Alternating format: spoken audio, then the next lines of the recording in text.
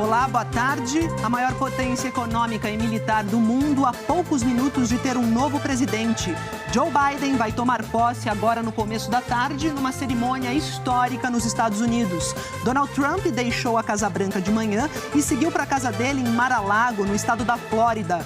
O JH traz a cobertura completa da posse, os desafios deixados para o novo governo e a análise de como fica a relação entre Brasil e Estados Unidos a partir de agora. E ainda, a crise de oxigênio em Manaus. Parentes se aglomeram na tentativa de encher cilindros para doentes que estão em casa. A Secretaria de Saúde do Amazonas ainda está definindo quais hospitais vão receber a doação que chegou da Venezuela. Pacientes de uma cidade do interior do Pará também começaram a ser transferidos para outros estados por falta de oxigênio. Uma explosão no centro de Madrid causou a morte de 2 pessoas. A suspeita é de vazamento de gás. E o Japão enfrenta um inverno gelado e com muita neve. O Jornal Hoje está começando.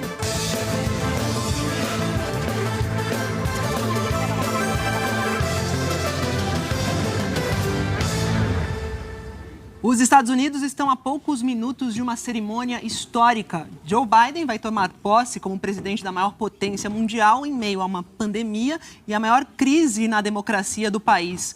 A correspondente Raquel Karrenbuhl está acompanhando a posse. E olha só, a Raquel é a única jornalista estrangeira a cobrir a posse no seleto grupo de jornalistas que vai ficar bem perto de Biden. Então, vou chamar a Raquel aqui. Que bacana isso, a gente vibra com essa sua conquista também. Raquel, e eu quero que você conte pra gente onde exatamente você tá, que corredor é esse aí. Boa tarde.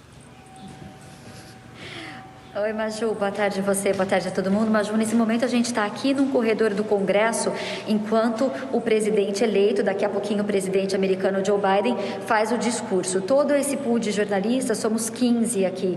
Nós todos estamos aguardando aqui a saída dele. A gente está com ele desde a hora que ele acordou. Ele estava na Blair House, uma casa de convidados especiais do presidente americano, onde ficam líderes estrangeiros também.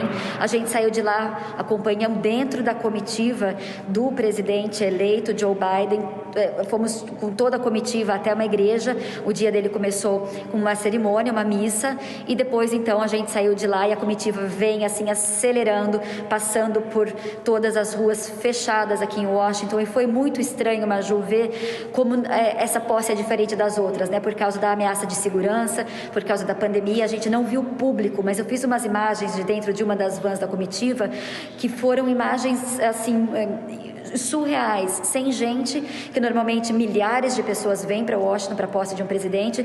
Não tem público dessa vez. No lugar das pessoas foram colocadas 200 mil bandeiras no mall e uma presença de policiais e militares enorme. A gente viu centenas, assim, centenas deles ali, aqui, até chegar aqui o Congresso americano, onde o Joe Biden agora vai falar. Aqui atrás de mim, só para mostrar para vocês, eles estão dando comida para o pool da Casa Branca, para quem está acompanhando a comitiva de Biden. A gente tem esse momentinho, enquanto a gente acompanha daqui de dentro o discurso dele, a gente pode comer, e depois o dia vai ser muito longo, Maju. A gente vai até às 10h30 da noite, no horário aqui de Washington, porque o presidente já prometeu, depois daqui ele vai até o cemitério de Arlington para uma cerimônia com os outros ex-presidentes, deixar uma coroa de flor lá para os soldados mortos em guerra, e depois ele também vai fazer a procissão, chegar na Casa Branca, e na Casa Branca ele vai começar já a assinar decretos. São 17 decretos. Hoje a gente vai acompanhar tudo do ladinho do presidente, com a possibilidade até de tentar fazer uma pergunta para ele ainda hoje, Maju. Eu sei que a Raquel vai conseguir essa pergunta. Bom trabalho, se alimenta bem aí que o dia vai ser longo, Raquel, e a gente volta a se falar aí, só chamar a gente. Obrigada, Raquel, ótimo trabalho. E olha, Joe Biden e a vice-presidente, a Kamala Harris, já cumpriram os primeiros compromissos oficiais do dia. A Raquel já deu uma palhinha, né? E se preparam para o juramento, que está previsto para daqui a menos de 1 hora. Então eu vou para Washington, mas para outro ponto, falar agora com a nossa correspondente, a Carolina Cimente, que tem as informações e conta pra gente o que está acontecendo aí nesse momento. Carol, bem-vinda, boa tarde.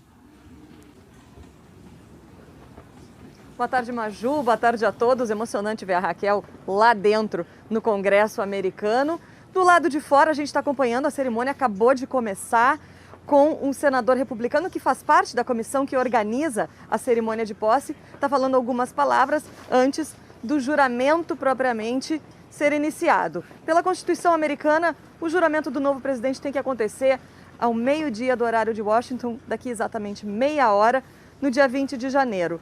Claro que essa comitiva de organização da posse fez questão que tudo fosse exatamente como manda o protocolo, justamente porque 2 semanas atrás a gente viu aquela invasão do Congresso americano, então eles quiseram fazer essa cerimônia do lado de fora, como manda a tradição.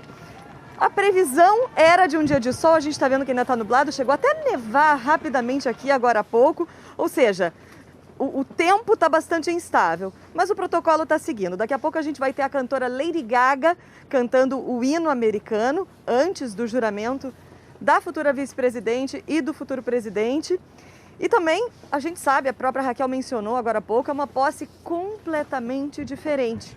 Aqui atrás de mim, nesse parque, normalmente numa posse, tem centenas de milhares de pessoas, tem público, pessoas que vêm de todos os Estados Unidos para estarem aqui presentes nesse momento.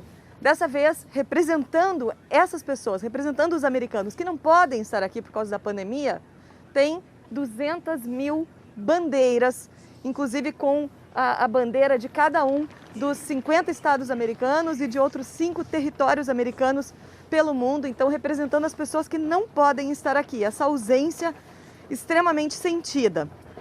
Agora, tem uma segunda diferença importante, a Raquel também mencionou rapidamente, a presença de quase 25 mil soldados da Guarda Nacional que dividiram todo esse território aqui dessa parte onde fica o Congresso, o Monumento, a Casa Branca, toda essa parte nevrálgica da política americana, do governo americano, dividiu em uma área, uma zona verde e uma zona vermelha. Muito parecido com o que os soldados fazem em países que estão em conflito, como por exemplo em Bagdá, no Iraque, que tem uma zona vermelha, tem uma zona verde, onde só pessoas credenciadas podem entrar. Então, o sentimento, o clima aqui em Washington, nesse momento, é exatamente esse. É uma capital extremamente, totalmente militarizada. Eu até conversei com uma americana de 30 anos que mora aqui desde que nasceu. Ela diz que, desde sempre, dias de posse de novos presidentes é um dia de celebração, é um dia de mudança, mesmo que não seja o partido dela ou o partido dos amigos dela, é um dia de renovação, é um dia das pessoas que moram aqui irem para a rua e verem os novos ventos que chegam. E dessa vez isso não vai ser possível. Então ela se diz bastante frustrada com essa posse e espera que isso possa ser corrigido em breve. Mais cedo a gente acompanhou Joe Biden, a futura primeira-dama Jill Biden e a futura vice-presidente Kamala Harris e o marido assistiram uma missa numa igreja que fica praticamente na frente da Casa Branca. Essa é uma tradição que vem sendo respeitada já há muitas décadas pelo governo que vem chegando, né, que vai tomar o poder, que vai assumir a Casa Branca. Agora, o que foi interessante foi a presença dos líderes dos 2 partidos. A presidente da Câmara, a democrata Nancy Pelosi, claro, o futuro presidente do Senado, democrata também, Chuck Schumer, estavam lá. Mas o atual presidente do Senado, o republicano Mitch McConnell, que sempre foi muito próximo de Donald Trump ao longo dos 4 anos de governo Trump, e o líder dos republicanos na Câmara, Kevin McCarthy, também estavam presentes. A gente tem que lembrar que Joe Biden foi senador durante décadas. Ele conhece o Congresso e o funcionamento do Congresso americano como ninguém. E ele sabe muito bem que ele vai precisar do apoio dos 2 partidos, não só dos democratas, apesar dele ter a maioria na Câmara e em breve vai ter a maioria no Senado também, para passar reformas importantes, para passar alívio econômico, pacotes econômicos. Então, ali, naquela missa, já começou esse contato entre o novo governo e os líderes da oposição, Maju. É isso, Carol. Obrigada pelo relato, pelas informações. Bom trabalho. A gente ainda vai se falar hoje, com certeza. E agora a gente fala de Donald Trump, porque o presidente Donald Trump, ainda é presidente, né, decidiu não participar da posse de Joe Biden. Ele é o primeiro presidente a não participar da cerimônia em mais de 150 anos. Trump deixou a Casa Branca por volta das 10 horas da manhã, no horário de Brasília. Donald Trump parecia pequeno na imagem em que caminhava pela última vez ao Marine One, o helicóptero da presidência dos Estados Unidos. Ao lado de Melania Trump, ele deixou a Casa Branca sem fazer a entrega das chaves ao novo presidente. É uma tradição nos Estados Unidos. Uma forma de mostrar que adversários políticos colocam o povo acima de suas desavenças pessoais. e estão dispostos a cooperar pelo bem comum. George W. Bush recebeu Obama já na transição. Há 4 anos, os Obama receberam os Trump depois de uma eleição de temperatura elevada. E Obama deixou uma carta de recomendações. Trump também deixou uma carta para Biden. Donald Trump será o 4º presidente a não comparecer à cerimônia de posse. Nas outras 3 vezes em que isso aconteceu, o país estava polarizado. Mas os sucessores tiveram algo em comum. Andrew Jackson, Ulysses Grant e Thomas Jefferson foram reeleitos depois de 4 anos e tiveram governos populares. Nenhum de nós estava vivo, isso não acontecia há 152 anos. My fellow Americans. Ontem, Trump divulgou seu discurso de despedida. Nele, Trump mentiu e exagerou sobre seu mandato. Defendeu que construiu a melhor economia da história. Antes da pandemia, o país crescia em média 2,5% ao ano, sob seu comando. Isso é menos do que em governos recentes como o de Bill Clinton ou Ronald Reagan. We passed the largest package of tax cuts and reforms in American history. Disse que aprovou os maiores cortes de impostos da história, o que também é falso. Disse que no comércio externo, bilhões e bilhões de dólares estão chovendo nos Estados Unidos. A exportação aumentou, mas também a importação. E o déficit na balança comercial aumentou durante seu mandato. Disse que o país se tornou o principal produtor de petróleo do mundo. Isso aconteceu em 2013, durante o governo Obama. Ele não mencionou Joe Biden, apesar de desejar sorte ao novo governo.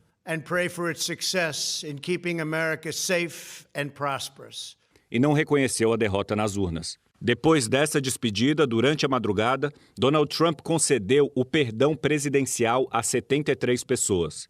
O presidente tem o direito de extinguir a pena de um crime federal, de acordo com o 2º artigo da Constituição. Trump perdoou seu estrategista político, Steve Bannon.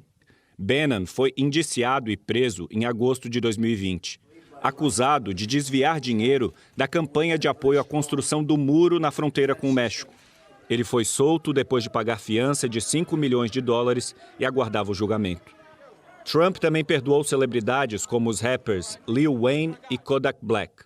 Depois que saiu da Casa Branca, o Marine One voou até a base aérea de Andrews, onde Trump fez, agora sim, seu último discurso como presidente dos Estados Unidos. Disse que sua família trabalhou muito nos últimos 4 anos, que poderia ter sido muito mais fácil, que a primeira-dama foi uma mulher de graça e beleza e muito popular com o povo. Melania tem a menor aprovação entre primeiras-damas da história. Melania Trump disse que o povo estará em seus pensamentos e orações. Trump voltou a repetir mentiras e exageros sobre seu governo, como no discurso pré-gravado de ontem. Além disso, previu que a Bolsa de Valores vai subir como um foguete e pediu para ser lembrado quando isso acontecer. Disse que seu governo conseguiu desenvolver uma vacina em 9 meses, em vez de anos. E agradeceu pelos 75 milhões de votos que recebeu. Terminou falando: tenham uma boa vida. Nós os reveremos em breve. Donald Trump deixa o governo com seu pior índice de aprovação, 34%. Em média, em seus 4 anos, o índice de aprovação foi de 41%, o menor desde que a pesquisa começou a ser feita. O avião decolou sob o som de Frank Sinatra, My Way. A letra diz: eu fiz do meu jeito. I did it my way. Ele agora está em seu resort em Mar-a-Lago, na Flórida. Washington ainda não poderá se despedir de Donald Trump. O Senado ainda vai julgar o processo de impeachment. O Partido Democrata quer caçar os direitos políticos dele, para que Donald Trump não volte ao poder nunca mais. Você viu aí que a letra de My Way diz eu fiz do meu jeito. Então a gente vai mostrar para você que jeito foi esse. Donald Trump teve um mandato marcado pela desinformação, pelo abandono de antigos acordos com aliados e que terminou com 2 processos de impeachment. A gente vai ver os detalhes na reportagem do Ismar Madeira. Will make America great again. Fazer a América grande de novo foi a principal promessa que Donald Trump não conseguiu cumprir, especialmente por causa da pandemia e da forma como lidou com ela. Até o início do ano passado, a economia seguiu a trajetória em que já estava desde o governo de Barack Obama. Crescia sem parar. Mas entrou em retração depois da pandemia. E a taxa de desemprego saiu da menor dos últimos 50 anos para uma das piores da história americana. Foi um completo desastre, avalia a professora de ciência política da Universidade de Columbia, Esther Fuchs. Trump investiu no desenvolvimento de vacinas, mas não implantou um programa eficaz de distribuição, nem um pacote de estímulo econômico como era necessário. Comparou a Covid a uma gripe. Fez pouco caso do uso de máscaras e do distanciamento social e disse que ela ia desaparecer por milagre. Pegou a doença, mas não mudou de postura. E encerrou o mandato deixando o país com o maior número mundial de infectados e de mortos. Nunca esperei viver nos Estados Unidos uma crise como esta, diz a professora. Crise é uma palavra que pode resumir o legado de Donald Trump, não apenas de saúde ou econômica, mas também social e política. Não se via o país tão dividido assim desde a Guerra Civil no século XIX. Trump plantou a descrença nas instituições e em valores democráticos. O presidente disseminou falsas acusações de fraude na eleição. E incitou a invasão ao Congresso no dia da certificação da vitória de Joe Biden. Para seus apoiadores e para ele próprio, Trump é um injustiçado. Para a oposição, ele é um perigo para o país. O professor Todd Belt, diretor do programa de gestão política da Universidade George Washington, afirma que Donald Trump fez campanha dividindo pessoas e governou dividindo pessoas. Trump foi o primeiro presidente a sofrer 2 processos de impeachment. No rastro de sua derrota na reeleição, seu partido ainda perdeu o controle no Senado. Mas Trump deixa um legado conservador duradouro no judiciário, confirmando 3 dos 9 juízes da Suprema Corte. America first. Prometendo colocar a América em primeiro lugar, travou uma guerra comercial com a China e tomou medidas polêmicas para dificultar a imigração. Facilitou os primeiros acordos entre Israel e nações árabes em 30 anos. The United States will withdraw. Por outro lado, saiu unilateralmente do acordo nuclear com o Irã e do acordo do clima de Paris. E se reuniu com ditadores. Mas foi no uso das redes sociais que Donald Trump deixou sua grande marca, com milhares de afirmações enganosas. We achieved more than anyone thought possible. Um legado que será um grande desafio, segundo o professor Belt. Uma vez que você faz as pessoas acreditarem na desinformação, é muito difícil fazê-las acreditar no que é real. Então, o presidente Joe Biden tem uma grande tarefa pela frente. President Joe Biden has a really big task ahead of him. Vou voltar agora ao Viva Washington para falar com a Carolina Cimenti. Carol, na sua primeira entrada você falava, do número de homens da Guarda Nacional, que é maior, inclusive, que o efetivo no Iraque e no Afeganistão, E conta pra gente como é que tá o clima aí. É 4 vezes maior do que o efetivo atual no Iraque e no Afeganistão. É maior do que todos os soldados americanos que estão na África inteira nesse momento, Maju. Deixa eu só falar para vocês que a gente falou sobre o clima rapidamente, mas previsão de que seria a primeira posse com o sol em 3 décadas está se confirmando. Acabou de acontecer o juramento da vice-presidente Kamala Harris, primeira vice-presidente mulher, negra e também filha de uma mãe indiana, ou seja, também é asiática. E, portanto, o sol abriu minutos antes disso acontecer. Se confirma, então, essa previsão da primeira posse com o sol em 3 décadas. Um pouquinho antes disso, Lady Gaga cantou o hino nacional americano. A gente pode até ouvir um trechinho, foi um momento bastante emocionante.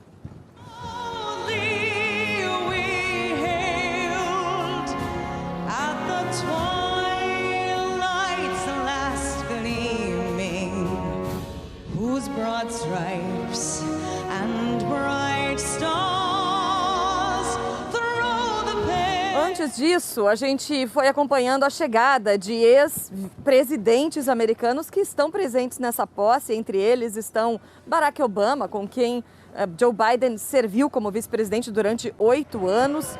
Também George W. Bush Bill Clinton, acompanhado de Hillary Clinton, que também concorreu à presidência 5 anos atrás, na verdade, 4 anos e meio atrás. E muito marcada a ausência do ex-presidente vivo, Jimmy Carter, que tem 96 anos e que não está presente, tem uma saúde frágil, meio de uma pandemia, no inverno, resolveu não estar aqui presente. Nesse momento, a gente pode estar mostrando imagens.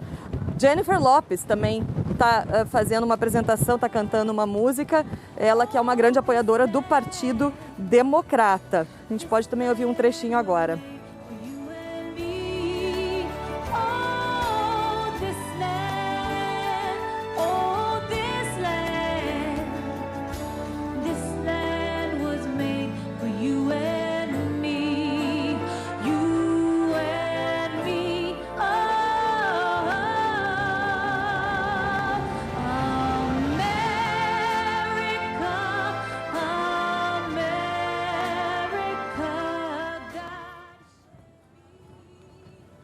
Então a gente está acompanhando Jennifer Lopez aí cantando. Daqui a pouco, daqui 45 minutos, acontece o juramento oficial de posse de Joe Biden numa rede social mais cedo. O ex-presidente Barack Obama fez uma postagem carinhosa para Joe Biden, congratulando, dizendo: parabéns, meu amigo, presidente Joe Biden, este é o seu momento. A gente tem que falar também sobre uma outra ausência muito importante, muito marcada, que é a do presidente Donald Trump, o primeiro presidente em 152 anos que não participa, que não está presente na posse do seu sucessor. Mike Pence, o vice-presidente americano, está ali representando Donald Trump, representando o governo americano. Mike Pence, inclusive, não estava presente na despedida, no discurso de despedida de Donald Trump mais cedo hoje, está aqui presente no Congresso americano.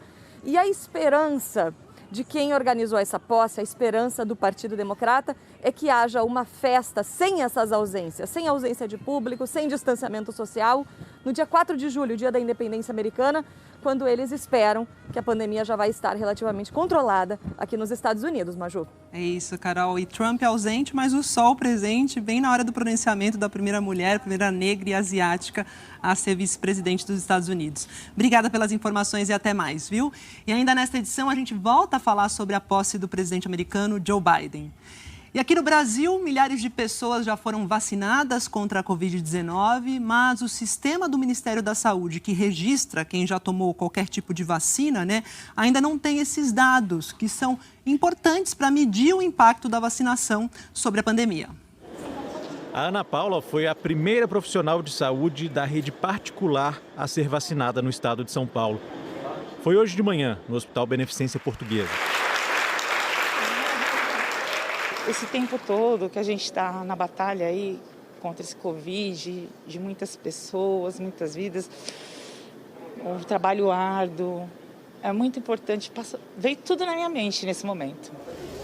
Desde domingo, quando a Mônica Calazans se tornou a primeira a ser vacinada no Brasil contra a Covid-19, mais de 14 mil pessoas já tomaram a primeira dose da Coronavac no estado. Todos os dados dessas pessoas devem constar numa plataforma criada pelo governo do estado e batizada de Vacivida. Mas hoje o sistema estava fora do ar. A Ana Paula preencheu um formulário à mão. O secretário de Saúde de São Paulo negou que a plataforma estivesse com problemas e disse que a ferramenta vai ajudar a acompanhar a pessoa que tomou a vacina.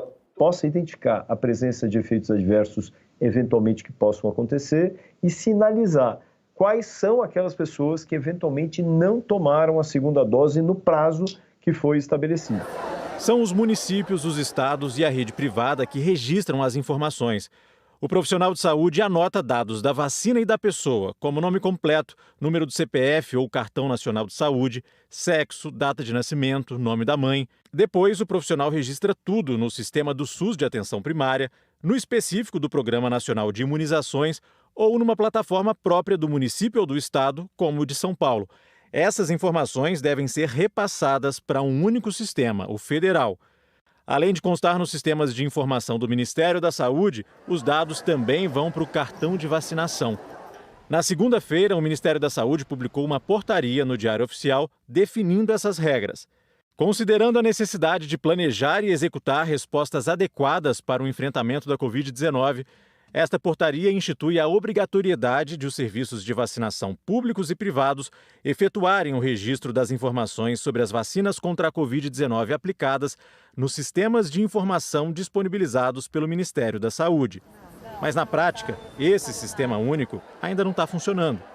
A página, que tem informações fictícias, foi atualizada pela última vez em outubro de 2020. Ter o controle de quem tomou a vacina, onde, se essa pessoa teve algum efeito adverso, são informações que, nesse momento, também ajudam as autoridades a monitorarem a pandemia e a planejarem políticas públicas.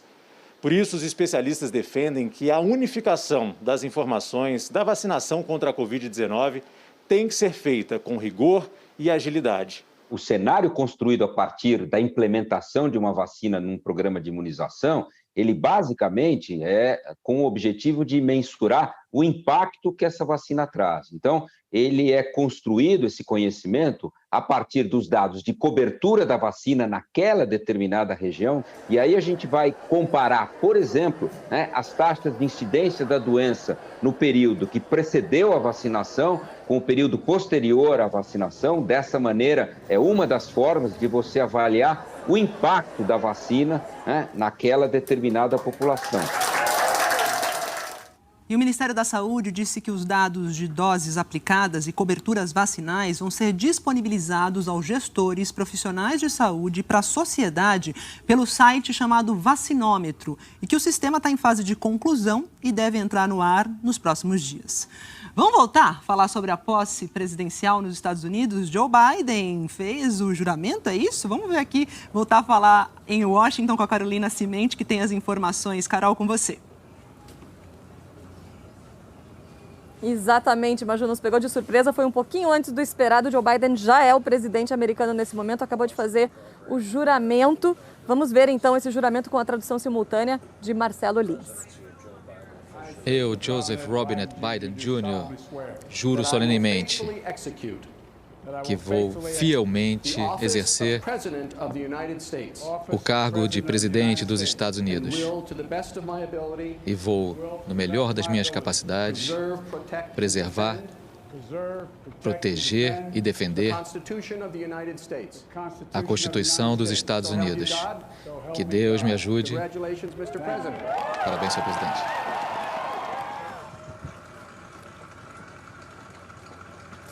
Joe Biden, muito celebrado ali, abraçou os filhos logo depois do juramento e agora a senadora Amy Klobuchar, organizadora dessa posse, acaba de chamar Joe Biden para o discurso. Vamos assistir o discurso com tradução simultânea de novo.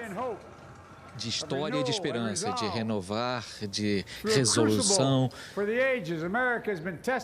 anos, os Estados Unidos foram testados mais uma vez.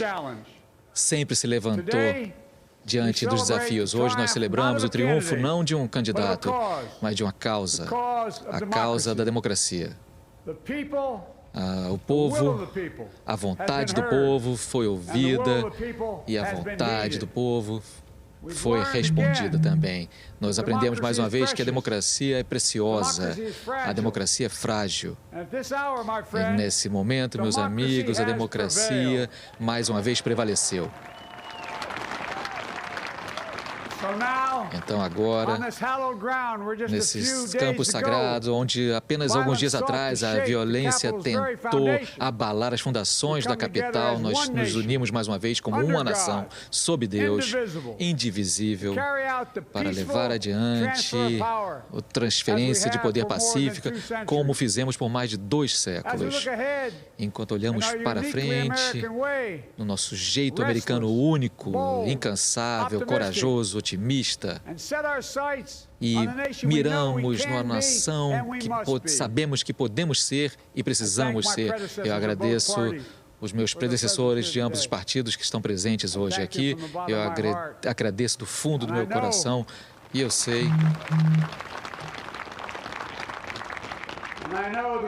E eu sei, conheço a resiliência da nossa Constituição e a força da nossa nação. Assim como o presidente Carter, com quem eu falei na noite passada e que não pode estar aqui hoje, mas a quem saudamos pelo seu serviço também ao longo da vida toda. Eu acabei de assumir esse voto sagrado diante, como outros patriotas fizeram. O voto que primeiro foi tomado por George Washington, mas a história americana depende não de um de nós unicamente, não é de algum de nós que ela depende, mas depende de todos nós. Depende de nós, o povo, que buscamos uma união mais perfeita. Essa é uma grande nação. Nós somos boas pessoas. E pelos séculos, diante de tempestades e dificuldades, em paz ou em guerra, nós viemos tão longe, temos muito ainda a caminhar. Nós vamos seguir adiante com velocidade e urgência, pois temos muito a fazer nesses tempos de perigos e de significantes possibilidades também. Há muito a ser consertado, muito a ser restaurado, muito a ser curado, a construir e muito a ganhar também. Poucas pessoas na história da nossa nação tiveram mais desafios ou encontraram um tempo mais desafiador ou difícil do que os tempos que estamos vivendo agora. Um vírus que aparece uma vez no séculos, atacou nosso país, tirou tantas vidas em um ano quanto aquelas que os americanos perderam durante toda a Segunda Guerra. Milhões de postos de trabalho foram perdidos, centenas de milhares de negócios tiveram que fechar. Há um grito por justiça racial que está em construção há 400 anos. Isso está também nos movendo. O sonho de justiça para todos vai ser encarado agora. Um grito por sobrevivência vem do planeta ele mesmo, um grito que não pode ser mais esperado ou que não pode ser mais claro agora. E agora também no meio da subida do extremismo político, do supremacistas brancos, terrorismo interno, e precisamos enfrentar e vamos derrotar. Para superar esses desafios, para restaurar a alma e garantir o futuro da América, isso pede muito mais do que palavras. Isso demanda as coisas mais difíceis de uma democracia, a unidade, a união. É isso, a união. Em outro janeiro, no dia de ano de 1863, Abraham Lincoln assinou a proclamação de emancipação e independência. Quando ele colocou isso no papel e quando ele disse, eu cito, se meu nome ficar na história, vai ser por este ato aqui. E minha alma toda está nele. Minha alma inteira está nele. Hoje, nesse dia de janeiro, a minha alma inteira está nisso aqui. Juntar a América, unir o nosso povo, unir a nossa nação. E eu peço a cada americano que se junte a mim nesta causa.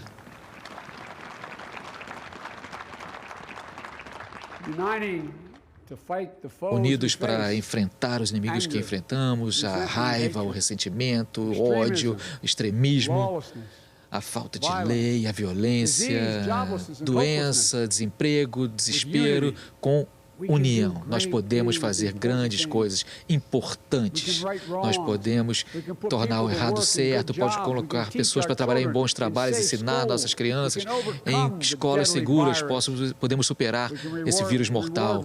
Podemos recompensar o trabalho, reconstruir a classe média e fazer um sistema de saúde seguro para todos, pode fazer justiça e podemos refazer a América como uma força de liderança pelo bem no mundo. Eu sei que falar de união pode soar às vezes algo bobo nesses dias.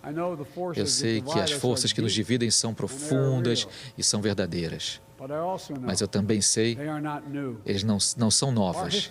Nossa história tem sido uma luta constante entre o ideal americano, de que nós todos fomos criados juntos, e também a terrível realidade do racismo, nativismo, medo, demonização.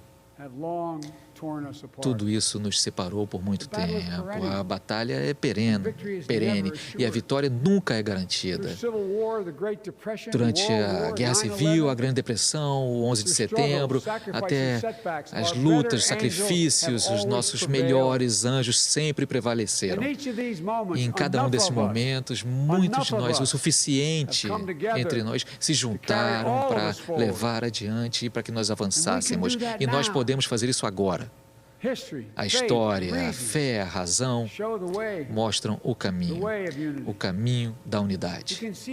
Nós podemos ver um ao outro não como adversários, mas como vizinhos. Nós podemos tratar um ao outro com dignidade e respeito. Nós podemos juntar forças, acabar com um grito, diminuir a temperatura. Agora, sem união não há paz, só ressentimento e medos, nada de progresso, só uma raiva exaustiva. Não há nação, só um estado de caos. Este é o nosso momento histórico de crise e desafio e unidade também. É o caminho adiante. E nós precisamos nos encontrar neste momento como os Estados Unidos da América. Se nós fizermos isso, eu garanto que nós não falharemos. Nunca falhamos na América, quando agimos juntos. E então, hoje, neste tempo, neste lugar, vamos começar do novo, tudo de novo. Vamos começar a ouvir um ao outro de novo. Vamos ouvir o que um diz, ver um ao outro, enxergar, demonstrar respeito um para o outro. A política não precisa ser um fogo que queima tudo, destrói tudo em seu caminho. Toda discordância não precisa ser uma causa para uma guerra total. E nós precisamos rejeitar a cultura em que fatos são manipulados e ainda mais construídos.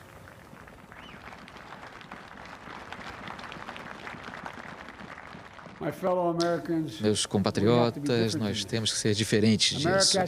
A América precisa ser melhor do que isso. E eu acredito que a América é tão melhor do que isso. Olhe em volta.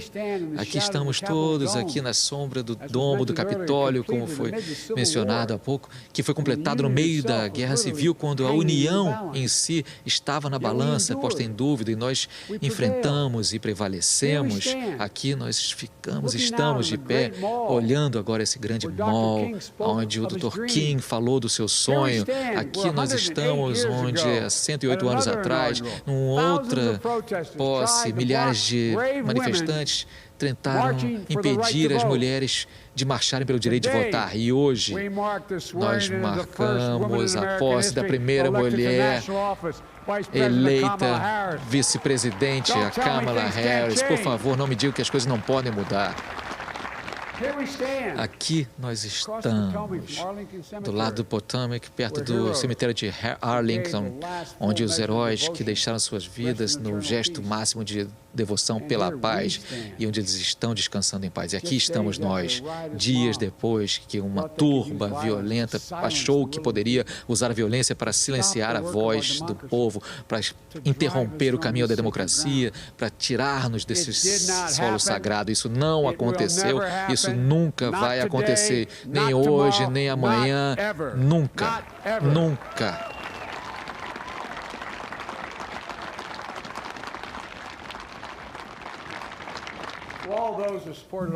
Para todos aqueles que apoiaram a nossa campanha, eu estou aqui absolutamente humilde pela fé que colocados em nós. Para aqueles que não nos apoiaram, deixe-me dizer, ouçam o que eu estou dizendo enquanto avançamos, por favor. Tome a medida de mim e do meu coração. Se vocês ainda discordam, tudo bem, isso é democracia, isso é a América. O direito de discordar em paz talvez seja a maior força da nossa república e dessa nação. Agora me ouçam com clareza. As discordâncias não precisam levar à desunião. E eu garanto isso para vocês, me comprometo, eu serei o presidente de todos os americanos. Todos os americanos. E eu prometo a vocês, eu vou lutar tanto para aqueles que não me apoiaram, quanto para aqueles que me apoiaram.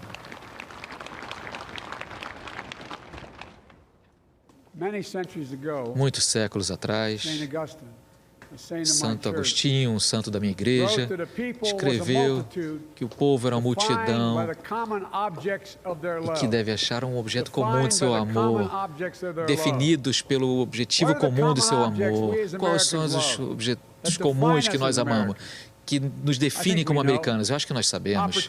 A oportunidade, segurança, liberdade, dignidade, respeito, honra e, sim, a verdade. Em meses e semanas recentes, nos ensinaram lições dolorosas. Há verdade e há mentiras. As mentiras que são ditas por poder e por benefício próprio. Isso leva a uma responsabilidade como cidadãos, como americanos, especialmente como líderes, os líderes que se comprometeram a honrar nossa Constituição, a proteger nossa nação, defender a verdade e derrotar as mentiras. Olhem,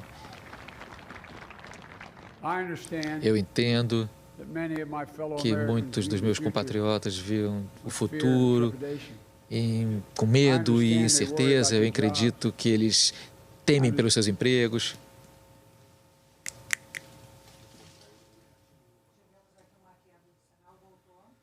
Families, about what comes next. I promise you I get it. But the answer is not to turn inward, to retreat into competing factions, distrusting those who don't look like you.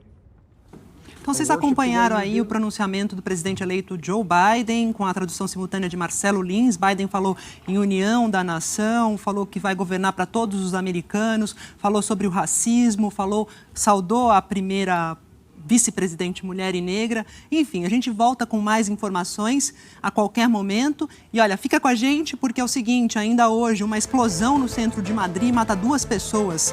A crise do oxigênio nos hospitais de Manaus chega ao interior do Pará. E ao vivo de Washington, novas informações sobre a posse de Joe Biden como presidente dos Estados Unidos. Até já.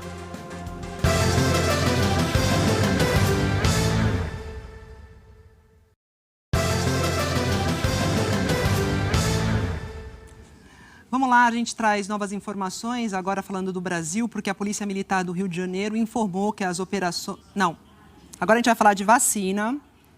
Voltamos falando sobre vacina, a gente vai acompanhar ainda a posse de Joe Biden. Falando sobre vacina agora, as primeiras doses da vacina contra a Covid já estão em todos os 92 municípios do estado do Rio de Janeiro.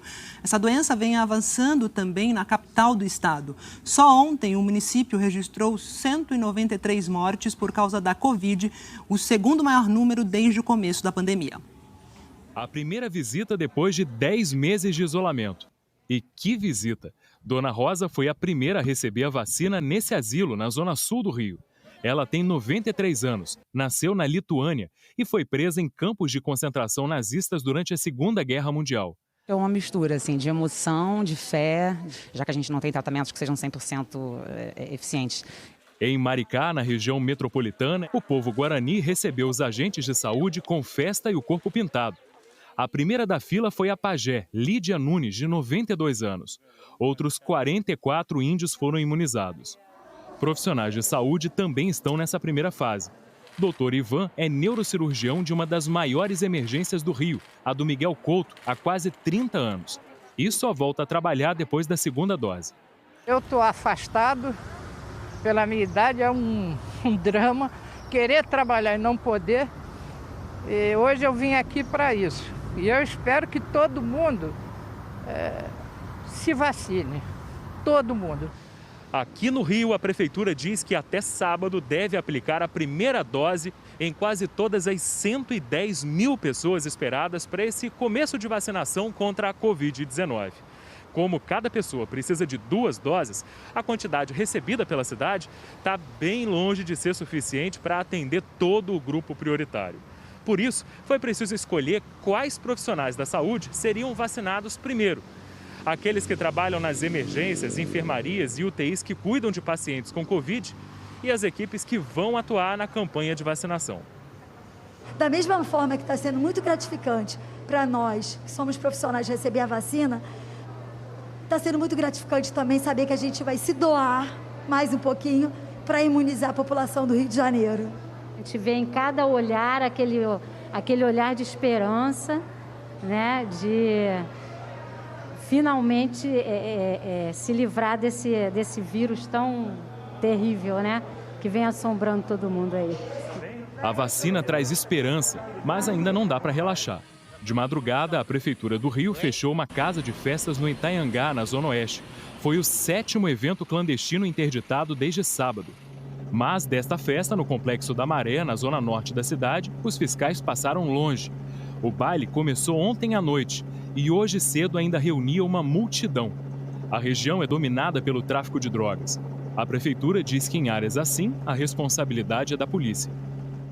E a Polícia Militar do Rio informou que as operações precisam ser precedidas de informações da área de inteligência e planejamento prévio para preservar vidas. E que no caso aí do baile no Complexo da Maré, uma ação para interditar o evento depois de iniciado representaria grande risco para a integridade dos frequentadores, sobretudo numa área reconhecidamente conflagrada com a presença de criminosos fortemente armados. E os municípios têm autonomia, para definir as estratégias de vacinação segundo os critérios do Plano Nacional do Ministério da Saúde. Só que a prioridade tem que ser para profissionais de saúde e para os idosos. O prefeito de Itabi, em Sergipe, Júnior de Amintas, do DEM, foi o primeiro a ser vacinado na cidade. Ele tem 46 anos e não é profissional da saúde. Se não houvesse nobreza, boa intenção no meu gesto, eu teria tomado a vacina às escondidas. Nas redes sociais da cidade de Candiba, na Bahia, esta postagem mostra os primeiros vacinados. Entre eles, o prefeito Reginaldo Martins Prado, do PSD. Jupi, no agreste pernambucano, tem 15 mil habitantes e recebeu 136 doses da vacina. O que dá para vacinar apenas 68 pessoas, já que são necessárias 2 doses. E uma delas foi parar no braço do fotógrafo da prefeitura, Guilherme JG. Aqui, Jupi recebendo as primeiras doses, aproveitando o bala. Em outro vídeo, a secretária de Saúde de Jupi, Maria Nadir Ferro, aparece sendo vacinada.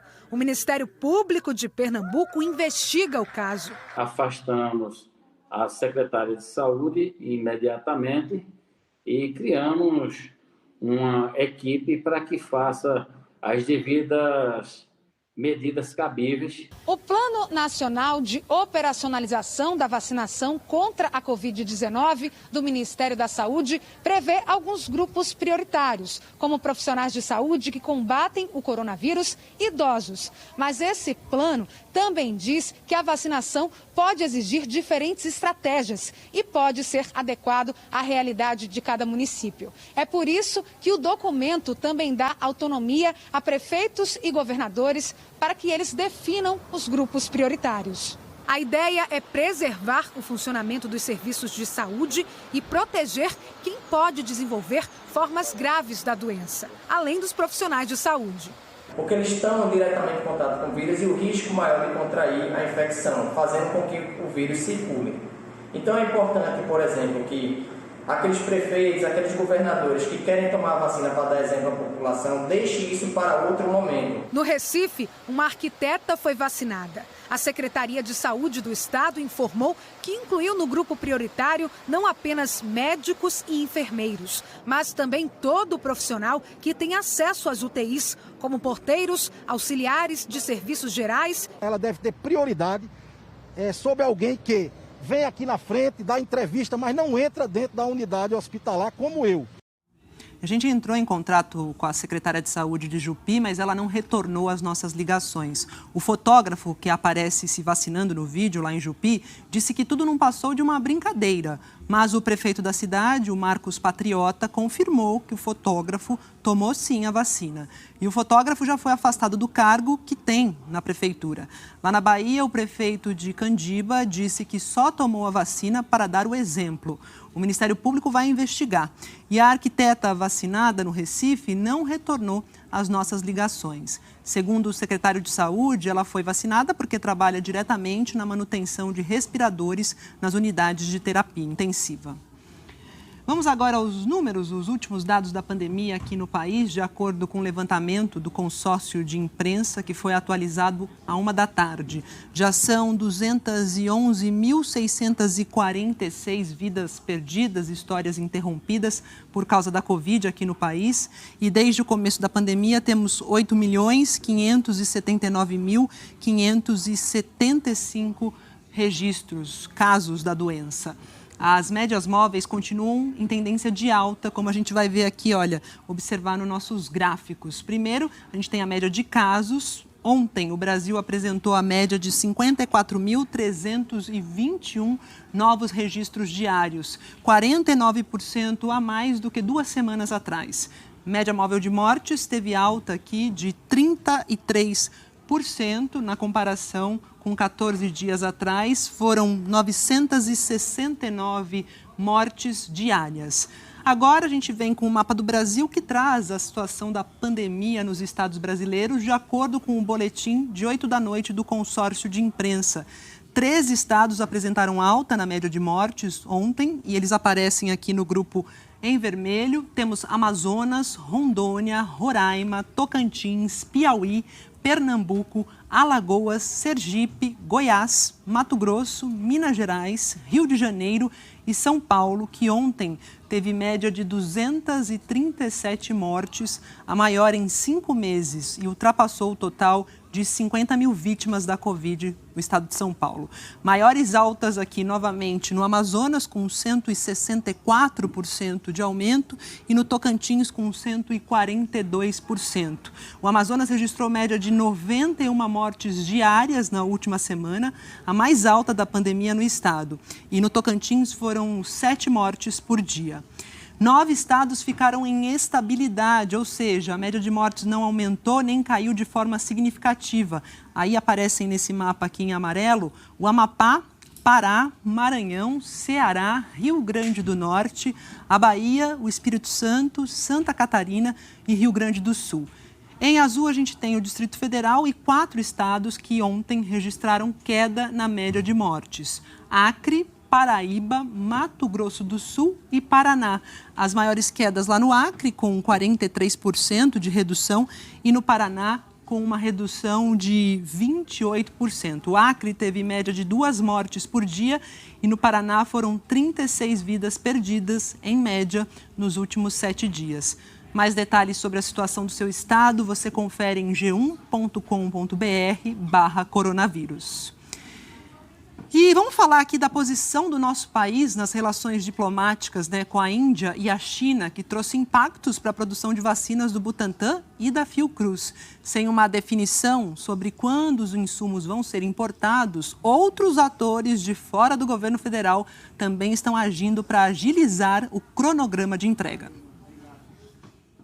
O presidente da Câmara, Rodrigo Maia, do Democratas, que está deixando o cargo no mês que vem, fez uma reunião virtual hoje de manhã com o embaixador da China no Brasil. Em entrevista à Globo News, Maia disse que o embaixador chinês se comprometeu a acelerar a entrega de insumos, mas que não houve discussão sobre datas. Eu não entrei em detalhe específico das datas, porque eu acho que isso não cabe nesse diálogo, mas a impressão que me dá é que o governo chinês sabe da importância dos insumos não apenas para o Brasil, mas para todos aqueles que produzem, e vai acelerar o processo interno de tramitação para que possa caminhar logo a exportação dos insumos para vacinação. Eu senti com clareza que os conflitos políticos eles não estão dentro desse atraso que ocorreu, que a questão é uma questão de fato técnica. Ontem, o presidente da Frente Parlamentar Brasil-China, deputado Fausto Pinato, do Progressistas, mandou uma carta ao presidente chinês Xi Jinping, pedindo que libere a exportação do IFA, o ingrediente farmacêutico ativo, para a produção das vacinas no Brasil. As conversas tiveram início diante da preocupação com entraves na vacinação por causa de questões diplomáticas entre o Brasil e o governo da China. Tanto o Butantan quanto a Fiocruz dependem da importação do IFA da China para produzir as vacinas no Brasil. São 35 milhões e 200 mil doses da Coronavac que devem ser entregues pelo Butantan até abril e 100 milhões de doses da vacina de Oxford AstraZeneca que a Fiocruz deve produzir até julho com um ingrediente importado. Na segunda-feira, num ofício ao Ministério Público, a Fiocruz disse que a previsão de entrega para o primeiro lote do IFA da China era dia 23 de janeiro e que as primeiras doses serão entregues ao Ministério da Saúde no início de março. O cronograma inicial previa a entrega no início do mês que vem. Ontem à noite, a Fiocruz divulgou nota sem dar prazo para a importação do insumo e falou sobre o atraso no cronograma. Disse que a não confirmação até a presente data de envio do IFA poderá ter impacto sobre o cronograma de produção inicialmente previsto de liberação dos primeiros lotes. Além do impasse para receber o ingrediente da China, o governo brasileiro ainda não sabe quando vai receber as doses prontas das vacinas de Oxford AstraZeneca da Índia. São 2 milhões de doses importadas pela Fiocruz e já autorizadas pela Anvisa para vacinação contra a Covid. Ontem, o governo indiano divulgou nota com a lista dos primeiros países que vão receber a vacina a partir de hoje e não citou o Brasil. Esse atraso ocorre meses após a decisão do governo brasileiro de não apoiar a Índia em um pedido à Organização Mundial do Comércio para a quebra de patente temporária de produtos no combate à Covid. Com o apoio da África do Sul, o governo indiano pressiona por essa liberação, com o argumento de que, sem a quebra de patentes, países mais pobres serão impactados de forma desproporcional e podem ter dificuldades no abastecimento de insumos contra a Covid. A proposta enfrentou oposição dos Estados Unidos, União Europeia e Japão. E o Brasil se alinhou a esse grupo, num movimento contrário ao que historicamente já adotou. Ontem, em uma reunião da OMC, o Brasil mudou de postura. Em vez de se manifestar contrariamente, ficou em silêncio sobre o pedido do governo indiano. Este professor de Relações Internacionais lembra ainda que, além das divergências com a Índia, o governo Bolsonaro adotou desde o início uma postura contrária à China, que foi acentuada ainda mais na pandemia, quando o presidente, os filhos dele e até ministros culparam o país. Um problema diplomático que prejudica a saúde e a economia do Brasil. Hoje, a China e a Índia respondem por 74% do ingrediente farmacêutico ativo utilizados para as vacinas no Brasil. A isolação diplomática que o Brasil está sofrendo aos poucos tem um impacto direto na população, não só no âmbito econômico, mas agora, por exemplo, a China seria um ator fundamental para acelerar o envio dos insumos, para acelerar, né, a vacinação. Mas, claramente, a China vai ter que escolher para quem enviar os insumos primeiro e, diante das tensões dos últimos 2 anos, é evidente que a China vai priorizar outros parceiros que mantiveram uma relação mais cordial com a China ao longo dos últimos anos. Enquanto as pendências com a Índia e a China não são resolvidas, o Brasil começou a vacinação com 6 milhões de doses da Coronavac e mais 4,8 milhões de doses da vacina devem estar disponíveis para uso emergencial até a semana que vem. A Anvisa afirmou ontem que a documentação entregue pelo Instituto Butantan estava completa e que deve dar uma resposta até sexta-feira. Essas doses estão prontas e foram feitas com matéria-prima importada da China. Como o processo de produção terminou no Brasil, é preciso uma nova autorização. E 58% da documentação entregue na segunda-feira já foram analisados e concluídos. O ministro Ricardo Lewandowski, do Supremo Tribunal Federal, determinou que a Anvisa preste informações sobre a análise de um pedido de uso emergencial da vacina russa Sputnik. O ministro quer os dados para avaliar aquela ação do governo da Bahia que pede ao Supremo que libere o uso dessa vacina, da Sputnik. O pedido é para que o STF autorize os estados a importar vacinas contra a Covid sem o registro da Anvisa, desde que tenham um aval de autoridades sanitárias estrangeiras e a certificação da Organização Pan-Americana de Saúde.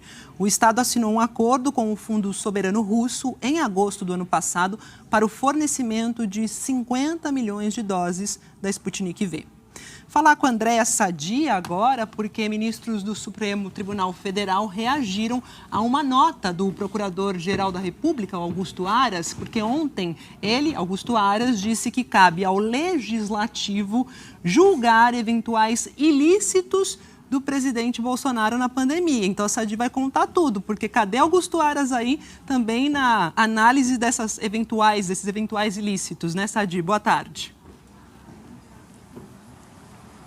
Tudo bom, Maju? Boa tarde a você, boa tarde a todos. Pois é, nos bastidores e também de forma oficial, ministros do Supremo Tribunal Federal, com quem eu conversei hoje mais cedo, eles estão reagindo, estão criticando o procurador por essa nota de ontem. Um exemplo é o ministro Marco Aurélio Mello, que me disse que não vê com bons olhos aquele que deveria ser o fiscal da lei fazer uma nota como essa, ter uma ação como essa. Ele teme uma crise política. Ele disse que estamos lidando com uma crise da saúde, uma crise econômica e agora, ao que parece, na visão dele, pode ser que a gente tenha uma crise política, tudo porque o que o Supremo quer saber é a responsabilidade por conta do atraso no calendário da vacina, Maju, e também a responsabilidade pelo que está acontecendo em Manaus com essa falta de oxigênio.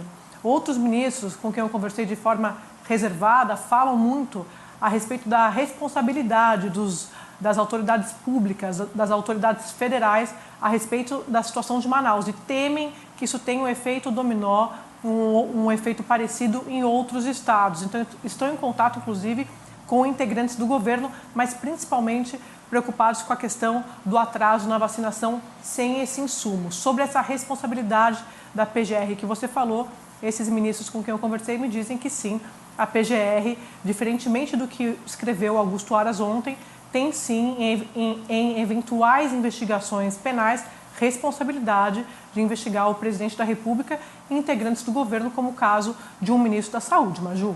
É isso, Sadi. Obrigada pelas informações. Bom trabalho para você e até mais. E olha, fica com a gente porque ainda hoje novas informações ao vivo de Washington sobre a posse de Joe Biden na presidência dos Estados Unidos. E a seguir, a crise de oxigênio nos hospitais no Amazonas chega ao interior do Pará. E em Manaus, a dificuldade para encher cilindros de oxigênio para doentes que estão em casa. A gente volta já já.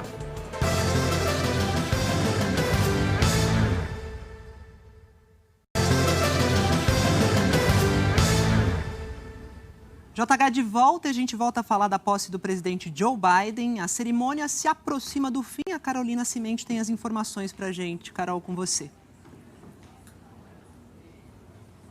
Exatamente, Maju. Agora há pouco, 20 minutos atrás, a nova vice-presidente Kamala Harris fez uma postagem numa rede social dizendo que está pronta para servir.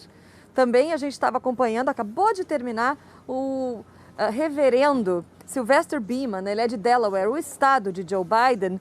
Ele abençoou essa cerimônia, abençoou o novo governo. Essa cerimônia começa a ser encerrada e agora há pouco Joe Biden fez o primeiro discurso como presidente americano. Uma das frases mais fortes do discurso foi: discordar não tem que ser causa de desunião. A gente sabe que o principal foco dele é em unificar o país, que há vários anos já está bastante dividido. Vamos ouvir então um trecho do discurso de Joe Biden, o primeiro como presidente americano. Reforçar a história americana de esperança, não medo, de unidade, não divisão, de luz, não de escuridão, uma história de decência, dignidade, amor e cura, grandeza e bondade.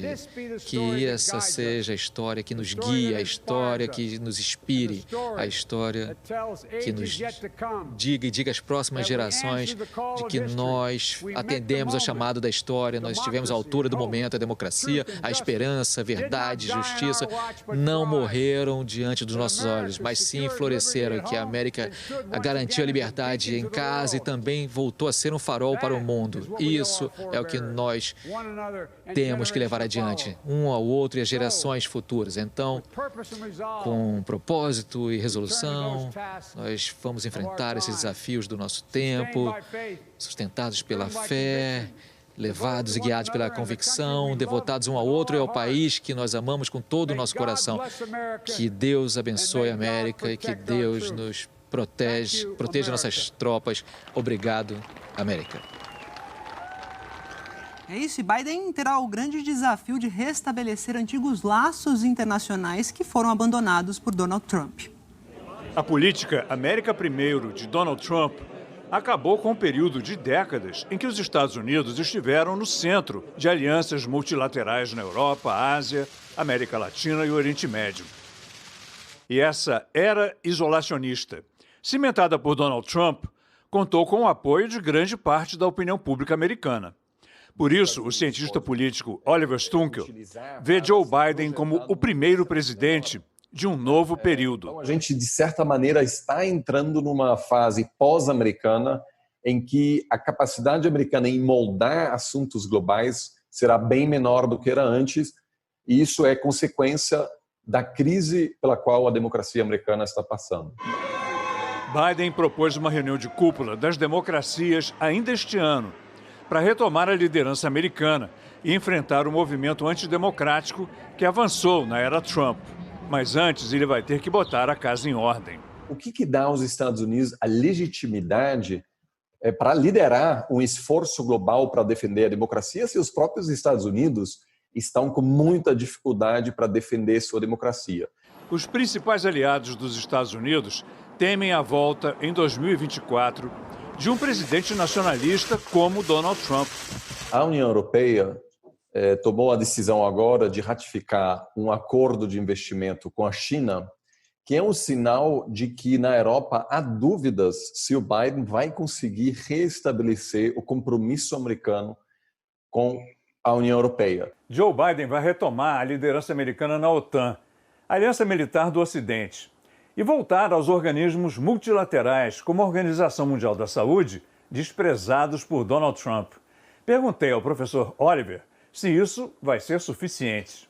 Não acho que o Biden vai conseguir, ao longo dos próximos 4 anos, voltar a estabelecer a confiança que os aliados dos Estados Unidos tinham antes da ascensão de Trump.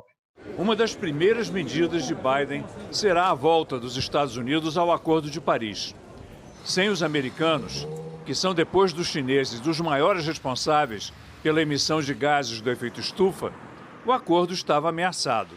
A área do clima vai ser um pilar da política externa de Biden. Os Estados Unidos vão tentar liderar e se colocar como uma nação na vanguarda no combate contra a mudança climática, contra o desmatamento, que obviamente também vai ter fortes consequências para a relação dos Estados Unidos com o Brasil. A gente vai falar sobre isso aqui. E a gente volta a falar com a Carol Cimente, que está lá acompanhando a posse em Washington. Carol? Maju, na verdade eu queria informar a vocês que a cerimônia foi encerrada oficialmente. Agora o presidente Joe Biden, vício da gente, né, de chamá-lo de vice-presidente. O presidente Joe Biden, 46º presidente americano, vai se dirigir até o cemitério de Arlington, onde ele vai fazer uma homenagem, também é uma tradição, ao soldado desconhecido.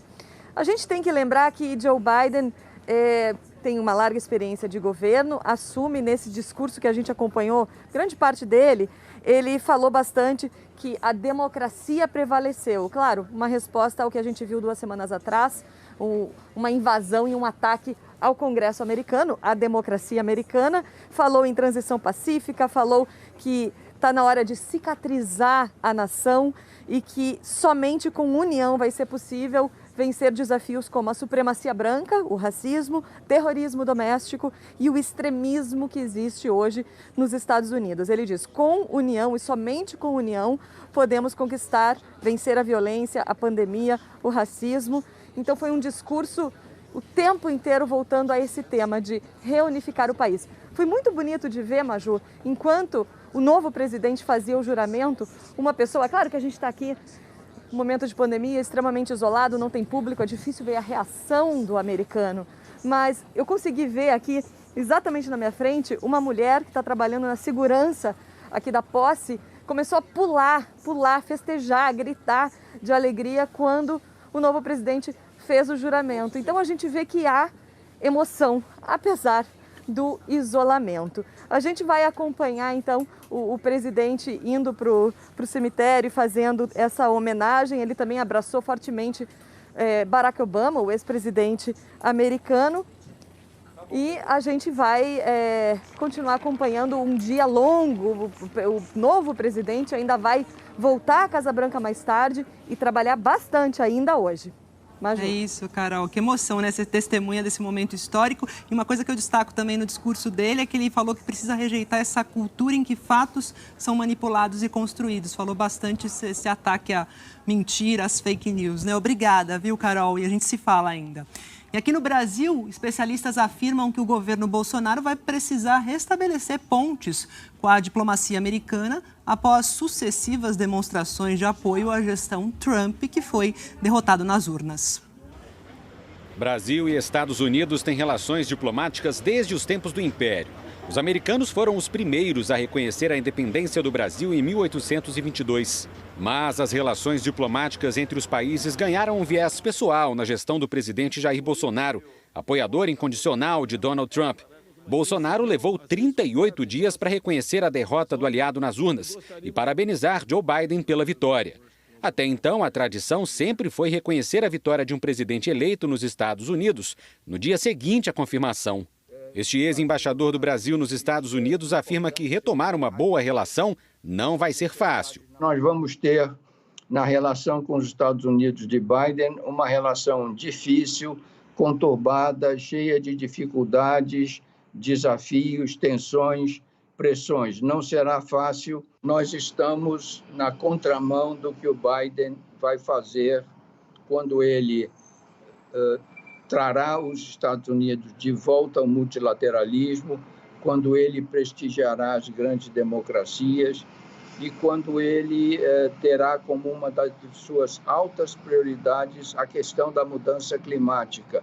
É consenso entre os analistas que a agenda ambiental vai ser um dos maiores desafios do governo brasileiro na relação com os Estados Unidos. Durante a campanha, Joe Biden chegou a dizer que mobilizaria os Estados Unidos e outros países para doar 20 bilhões de dólares para o Brasil parar de queimar a Amazônia. A declaração foi criticada por Bolsonaro. No ano passado, os níveis de queimadas na Amazônia e no Pantanal atingiram números recordes, segundo dados do Instituto Nacional de Pesquisas Espaciais. Em entrevista à jornalista Júlia Dualib, da Globo News, o embaixador do Brasil nos Estados Unidos, Nestor Foster, que foi indicado ao cargo pelo presidente Jair Bolsonaro, disse que as relações diplomáticas são isentas, sem preferência por republicanos ou democratas. Nós não estamos aqui para distorcer coisas num sentido ou no outro, torcer por esse ou por aquele partido. A embaixada aqui só tem um partido, é o Partido do Brasil. Foster afirmou ainda que o histórico positivo das relações diplomáticas entre Brasil e Estados Unidos não muda pelo comportamento de Bolsonaro, em referência à demora para reconhecer a vitória de Joe Biden. É uma decisão que compete exclusivamente ao presidente da República, nos termos da própria Constituição Federal, no artigo 84, se compete privativamente ao presidente da República celebrar relações externas. O presidente tomou a decisão de esperar a poeira baixar um pouco e cumprimentar o presidente eleito depois da decisão dos colégios eleitorais estaduais, dia 14 de dezembro. A importância estratégica que o Brasil tem para os Estados Unidos, os Estados Unidos para o Brasil, não se altera fundamentalmente, não se altera sobretudo por questões aí de um dia para cumprimentar o outro para lá. Isso realmente não tem essa importância. Para o coordenador de Relações Internacionais da Universidade de São Paulo, o governo Bolsonaro terá que adotar uma nova postura se quiser manter relações próximas e amigáveis com um novo presidente americano. Ser mais pragmático em poder construir apoios e pontes, especialmente no que se refere à garantia da preservação do meio ambiente e da biodiversidade aqui no país, estar disposto a conversar sobre problemas sérios que existem aqui no nosso país no que se refere à violação de direitos humanos, estar disposto a ter uma postura bem mais construtiva e científica e de apoio à ciência sobre a questão da pandemia. Acho que esses são alguns dos passos fundamentais para construir uma boa relação com a nova administração Biden. E a chegada de Joe Biden à Casa Branca foi saudada por vários líderes mundiais. O correspondente Rodrigo Carvalho tem os detalhes para a gente. Salve, Rodrigo. Oi, Maju. Boa tarde para você, todo mundo que acompanha o JH. Vou começar pela repercussão aqui no Reino Unido, porque o primeiro-ministro britânico Boris Johnson acabou de publicar uma mensagem na internet parabenizando Joe Biden e Kamala Harris. O primeiro-ministro britânico, uma figura conservadora, sempre foi muito próximo de Donald Trump, mas depois da invasão ao Capitólio, por exemplo, ele não pegou leve nas críticas a Donald Trump e falou que o mais importante é a democracia.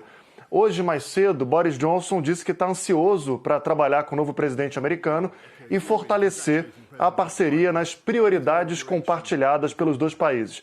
Ele citou o combate às mudanças climáticas, a reconstrução pós-pandemia e a segurança transatlântica. A presidente da Comissão Europeia, Ursula von der Leyen, disse que depois de 4 longos anos, a Europa volta a ter um amigo na Casa Branca. Mas ela lembrou que Trump foi embora da Casa Branca, mas que seus seguidores continuam nos Estados Unidos. Pediu que as empresas americanas de tecnologia sejam regulamentadas para barrar o que chamou de forças obscuras do discurso de ódio na internet. Na Alemanha, o ministro da Saúde lembrou que Biden deve levar os Estados Unidos de volta à Organização Mundial da Saúde e reforçou a importância disso. Fora da Europa, destaque para as reações do Irã e da Rússia. Começando pelo Irã, o presidente iraniano comemorou a saída do tirano Donald Trump, expressão usada por ele, e avisou que se Joe Biden voltar para o acordo nuclear, o Irã vai cumprir todos os compromissos. O governo russo disse que continua disposto a prorrogar o acordo que limita o número de armas nucleares da Rússia e dos Estados Unidos e que qualquer esforço de Joe Biden nessa direção vai ser bem-vindo. Ou seja, Mazu, resumindo, um certo alívio coletivo nesse 20 de janeiro que marca a saída de Donald Trump do poder. E o início da era Kamala e Biden. Obrigada aí pelas informações, Rodrigo. E ainda nessa edição a gente volta a falar sobre a posse do novo presidente dos Estados Unidos, Joe Biden. E agora a gente fala sobre o colapso na saúde no Amazonas. 7 pessoas morreram em Coari, no interior do estado, por causa da falta de oxigênio. A Daniela Branche está acompanhando essa situação diariamente aqui para a gente no JH e traz as informações hoje. Daniela, boa tarde. Oi, Maju, boa tarde para você, boa tarde para todo mundo. A situação é preocupante, né? Porque agora, além da falta de oxigênio, o Amazonas também está ficando sem sangue. O estoque do Hemocentro do estado está crítico, 33% abaixo do ideal. Os tipos de sangue mais necessários neste momento são o B positivo, AB positivo e o O negativo. O Hemoan explicou que a baixa nas doações aconteceu por conta do cancelamento de cirurgias eletivas por conta da pandemia e também por causa da própria alta dos casos de Covid-19 aqui em Manaus, mas que as doações podem ser feitas mediante agendamento. O arcebispo de Manaus, Dom Leonardo Steiner, decidiu prorrogar a suspensão das missas presenciais até o dia 20 de fevereiro nas igrejas católicas para tentar minimizar a disseminação do novo coronavírus, Maju. E então as igrejas podem fazer a transmissão das celebrações pela internet. E o carregamento de oxigênio do governo venezuelano, Maju, chegou ontem à noite. Um reforço que vai ajudar e muito nesse momento crítico. Vamos ver na reportagem. O tão esperado carregamento de oxigênio enviado pela Venezuela chegou ontem à noite a Manaus e foi direto para a empresa fornecedora. As unidades que vão receber os 136 mil metros cúbicos de oxigênio vão ser determinadas pela Secretaria de Saúde do Amazonas. O consumo diário em Manaus é de 76 mil metros cúbicos. 2 usinas geradoras de oxigênio começaram a ser instaladas em Manaus. Elas vão dar suporte ao funcionamento das enfermarias de campanha que estão sendo instaladas pelo Exército Brasileiro na área externa do Hospital Delfim Aziz, unidade de referência para tratamento de Covid-19 na capital. As usinas geram 26 metros cúbicos de oxigênio por hora. Enquanto isso, muita gente ainda corre atrás para manter a vida dos familiares. A chuva provocou aglomeração de pessoas que buscam oxigênio nesta empresa.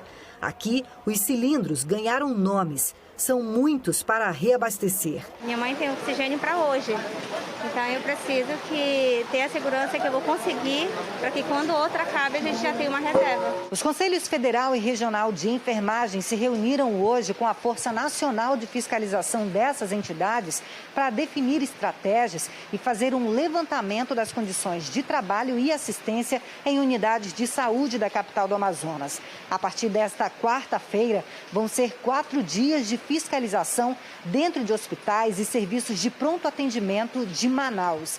A crise da falta de oxigênio também chegou ao interior do Amazonas. Em Coari, a 364 quilômetros de Manaus, 7 pessoas morreram por falta de oxigênio. Um cortejo acompanhou o transporte dos corpos até o cemitério da cidade. Aí, pessoal, tá saindo os corpos lá do hospital. A Secretaria de Saúde de Coari responsabilizou o governo do estado pela falta de oxigênio no município. Essa semana, o governo do estado reteve, no pico da pandemia no estado do Amazonas, reteve os nossos cilindros para ser usado na rede hospitalar da capital. O Tribunal de Justiça do Estado do Amazonas estipulou o prazo de 48 horas para o governo estadual liberar o envio de 155 cilindros de oxigênio para o município de Coari. A Secretaria de Saúde do Estado já foi notificada e informou que está tentando equacionar as dificuldades encontradas na logística de abastecimento de oxigênio nas unidades de saúde da rede estadual da capital e interior. No meio do colapso na saúde do Amazonas, uma boa notícia. 2 pacientes que tinham sido transferidas para Teresina tiveram alta ontem. Deixaram o hospital hoje. O Ministério Público do Amazonas está investigando denúncias de que pessoas fora do grupo prioritário estejam recebendo a vacina contra a Covid. Essa suspeita surgiu depois que parentes de empresários de Manaus postaram fotos sendo vacinados. E o Tribunal de Contas do Estado solicitou ao governo do Amazonas e à Prefeitura de Manaus que encaminhem em até 24 horas a lista com o nome das pessoas que já foram vacinadas e os critérios utilizados para a imunização. E essa crise do oxigênio chegou à cidade de Faro, que fica bem na divisa do Pará com o Amazonas. Pacientes com Covid e com insuficiência respiratória começaram a ser transferidos. Pelo menos 21 pessoas seguem internadas na única unidade básica de saúde de Faro. 6 pacientes que estavam em situação mais grave já foram transferidos para hospitais de outras cidades do estado. Uma pessoa ainda aguarda transferência. Faro fica na divisa do Pará com o Amazonas. Tem uma população de pouco mais de 8 mil habitantes. Já são mais de 800 pessoas infectadas pela Covid. O município não tem leitos de UTI. Na segunda-feira, acabou o estoque de oxigênio nas unidades de saúde da cidade e da zona rural que atendem pacientes infectados. Não está sendo nada fácil. Estamos sem estruturas, estamos sem oxigênio e muitas pessoas estão morrendo. Nós não sabemos o que fazer. A gente pede para os órgãos públicos olharem para o nosso município, pelo amor de Deus. Por favor, nos ajudem. Esta semana, 7 pessoas da mesma família morreram porque não tinham cilindros de oxigênio para mantê-los estáveis. Só restaram as crianças, são 3. 2 meninas e um menino. Eu acho que eles serão ajudados pelas próprias famílias. O caos no sistema de saúde em Faro está deixando os moradores em pânico. O meu medo é que isso continue, que não haja uma resposta, seja lá de quem for, e as pessoas continuem morrendo por falta de oxigênio. A demanda está muito grande, são muitas pessoas contaminadas e a maioria das pessoas estão em estado grave. Então a cidade pede socorro, precisa de auxílio. A Prefeitura de Faro chegou a pedir ajuda aos municípios vizinhos para que mandassem cilindros de oxigênio. Mesmo assim, o que chegou não foi suficiente para atender a demanda, que tem aumentado. Ontem, Faro recebeu 20 cilindros de oxigênio enviados pela Secretaria de Saúde do Pará. Uma equipe do governo chegou hoje à cidade para acompanhar a situação da saúde e para tentar resolver o problema no fornecimento de oxigênio. O sofrimento dos brasileiros do estado do Amazonas foi lamentado pelo Papa Francisco. Na tradicional audiência de quarta-feira, o Papa Francisco disse que suas orações estão voltadas para Manaus. Na audiência de hoje, o Papa se dirigiu aos fiéis de língua portuguesa, falando da dramática situação da pandemia em Manaus, na Amazônia brasileira. Nesses dias, a minha oração vai aos que sofrem com a pandemia, especialmente em Manaus, no norte do Brasil. Que o Pai misericordioso vos apoie nesse momento tão difícil. O Papa fez uma catequese inspirada nas divisões. Afirmou que a oração é ainda mais necessária para que a unidade prevaleça sobre os conflitos. E no dia da posse do presidente dos Estados Unidos, Joe Biden, Francisco elogiou a entrada em vigor, depois de amanhã, do Tratado de Proibição de Armas Nucleares. Per un mondo senza armi nucleari. Encorajo fortemente todos os países e todas as pessoas a trabalharem com determinação para promover as condições necessárias para um mundo sem armas nucleares, contribuindo assim para o avanço da paz e da cooperação multilateral de que a humanidade tanto necessita hoje. O Papa Francisco disse que é urgente deixar de lado os interesses pessoais para promover o bem comum e que o bom exemplo é fundamental. Espírito Santo. Amém. O Vaticano começou a oferecer vacinas contra a Covid-19 para os desabrigados de Roma. 25 já receberam a primeira dose e mais grupos serão vacinados nos próximos dias. Sob o governo de Francisco, o Vaticano criou uma série de estruturas para ajudar a população sem teto da capital italiana, incluindo uma clínica, instalações de banho e serviços de barbeiro e corte de cabelo. Na semana passada, tanto o Papa Francisco, de 84 anos, quanto o Papa Emérito Bento XVI, de 93, receberam a primeira dose da vacina contra a Covid. Recentemente, Francisco disse que tomar a vacina é uma escolha ética, porque não estamos jogando só com a nossa saúde, mas também com a vida de outras pessoas, disse o Sumo Pontífice. A seguir, o inverno congelante no Japão e uma explosão provoca mortes em Madrid. E as últimas informações da posse do novo presidente dos Estados Unidos. Voltamos já já.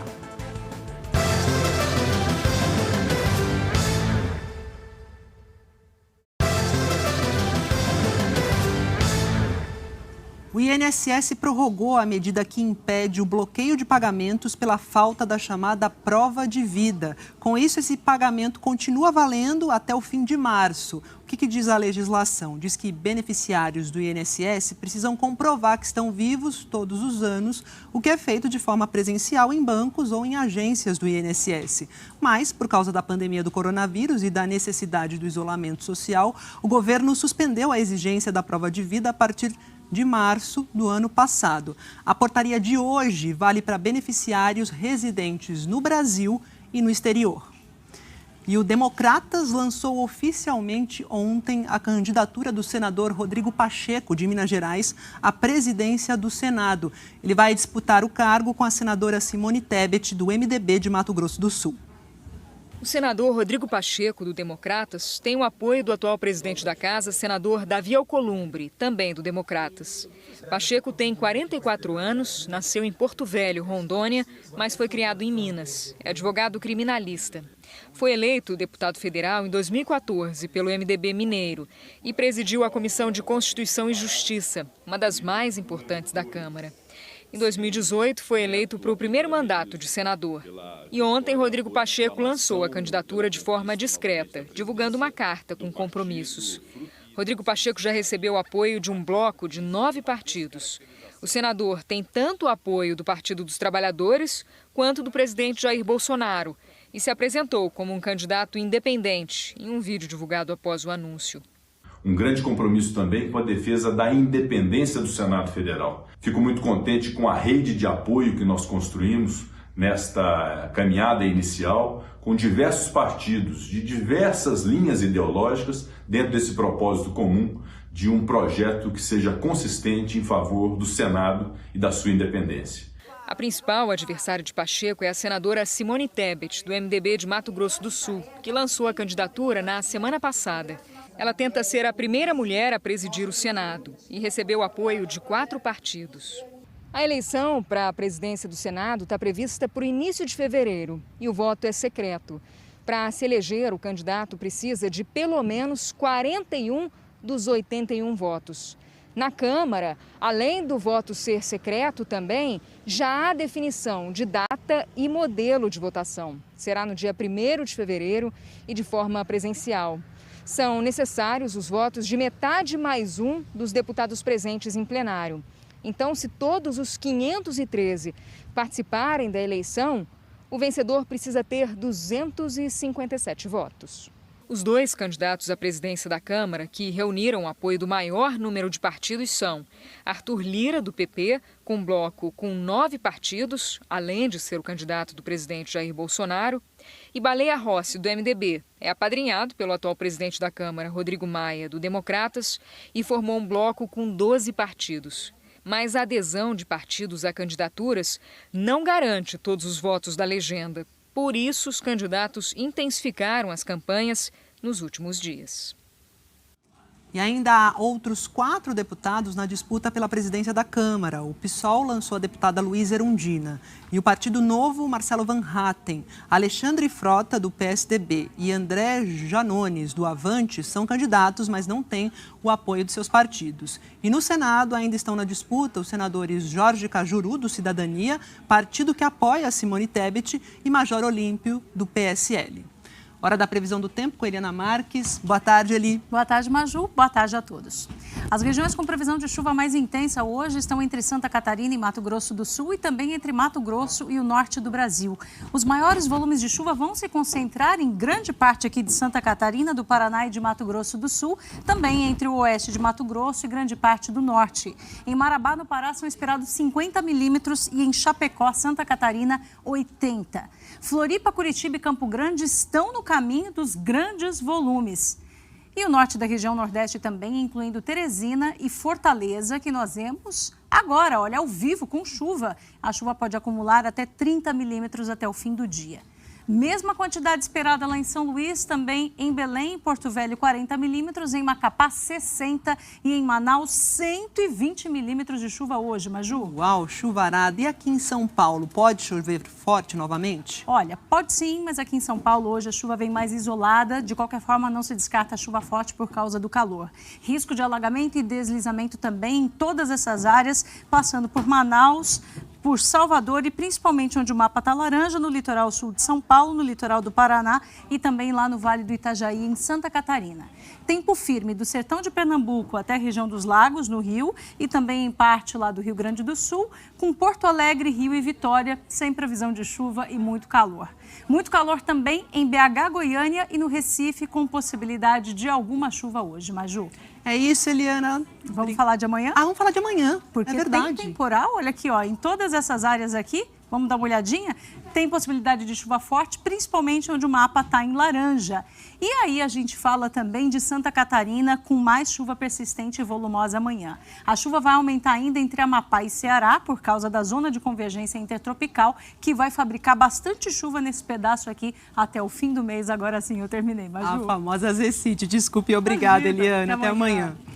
E o Japão está enfrentando um inverno gelado, com um volume de neve recorde em várias regiões. Algumas partes do país estão com temperaturas abaixo de zero desde o início do ano e com muita neve. Ontem, um engavetamento com 140 veículos numa rodovia deixou dezenas de feridos. Uma pessoa morreu e cidades nas regiões de montanhas estão isoladas. Os meteorologistas alertaram que a quantidade de neve pode ser 3 vezes superior à média de anos anteriores em alguns locais.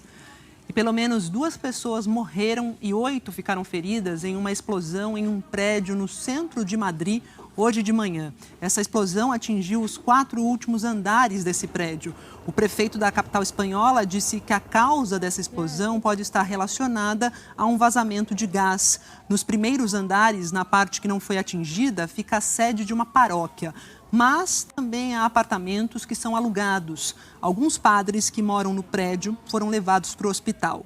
Entre os mortos confirmados até agora está uma senhora de 85 anos que passava pelo local. Os bombeiros ajudaram a retirar os idosos de lá logo depois da explosão. E a gente volta a Washington para falar desse dia histórico na política dos Estados Unidos. Como você viu ao longo desta edição do JH, o democrata Joe Biden tomou posse há pouco, sem público por causa da pandemia, sem a presença do agora ex-presidente Donald Trump e com a democracia americana no seu momento mais crítico. Converso agora com a Carolina Cimente, que continua lá acompanhando tudo, porque mal tomou posse e já está prometendo ações rápidas o Joe Biden, né, Carol? Exatamente, Maju. Joe Biden fez uma postagem numa rede social pela primeira vez como presidente americano. Ele disse o seguinte: não há tempo a perder frente às crises que estamos vivendo, por isso vou logo para o Salão Oval da Casa Branca para já começar a trabalhar e levar alívio para as famílias americanas. As famílias americanas, de fato, estão precisando de alívio nesse momento, crise econômica e sanitária gravíssimas. Ele também disse, discordar não tem que ser causa de desunião e disse várias vezes: serei o presidente de todos os americanos, de todos. Kamala Harris a nova vice-presidente, a primeira mulher vice-presidente, acompanhou o agora então ex-vice-presidente Mike Pence e a mulher dele nas escadas do Congresso até o carro. Foi a saída de Mike Pence do Congresso quando essa cerimônia terminou. Isso aconteceu cerca de meia hora atrás. E o novo presidente americano continua com os eventos oficiais de hoje no cemitério de Arlington, mas logo mais, no início da tarde, ele deve ir direto para a Casa Branca, para o Salão Oval, onde pretende assinar 17 decretos ainda hoje. São decretos, na maioria deles, revendo posições do governo Trump. Por exemplo, em relação à imigração, um decreto deles pede a urgente reunificação de famílias, crianças que foram separadas dos pais e que continuam separadas dos pais, uma certa urgência em reencontrar essas famílias e fazer essa reunificação. Voltar a colocar os Estados Unidos no Acordo do Clima de Paris, também na Organização Mundial da Saúde, e trabalhar para que o estímulo à economia, o pacote de estímulo à economia de quase 2 trilhões de dólares, seja aprovado com rapidez no Congresso americano. Então, o novo presidente americano já começa a trabalhar hoje, imediatamente, em meio a essas crises que a gente sabe que são, ele já disse várias vezes, a grande prioridade dele nesse momento. Tanto tentar controlar a pandemia, quanto lutar para acabar com a crise econômica. Inclusive, pedindo 100 dias que as pessoas todas no país usem máscara, Maju. É isso, ele tem uma trabalheira pela frente. Você também hoje, que continua acompanhando esse dia histórico. Bom trabalho, obrigada por sua participação aqui. E o JH de hoje, que acompanhou aí, que mostrou ao vivo a posse de Biden e Kamala Harris, termina por aqui. Você acompanha outras notícias no Jornal Nacional, que começa mais cedo, às 7:55 da noite, horário de Brasília. Para rever as reportagens, vai lá ao Globoplay. Boa tarde e até amanhã.